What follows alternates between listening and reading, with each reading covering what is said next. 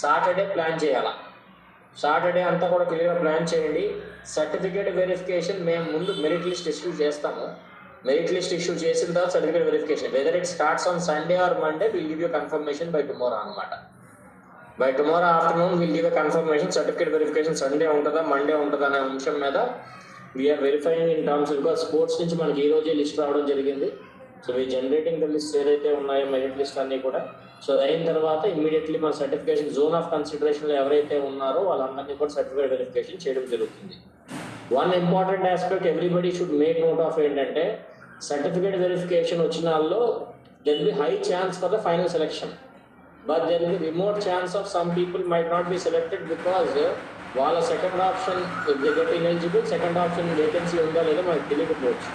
అందుకు so certificate verification zone of consideration ఉండాలని పిలుస్తాం. బట్ దట్ అన్ని వెరిఫై చేసిన తర్వాత ట్రాన్స్పరెంట్గా మళ్ళీ వెబ్సైట్లో పెట్టి ఫుల్ రిజల్ట్ మళ్ళీ మనకి ఇవ్వడం జరుగుతుంది.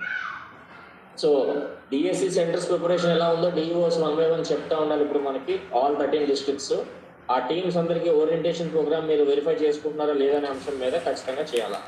తర్వాత టీచర్ అవార్డ్స్ అన్నింటిలో కూడా ఇంటర్వ్యూస్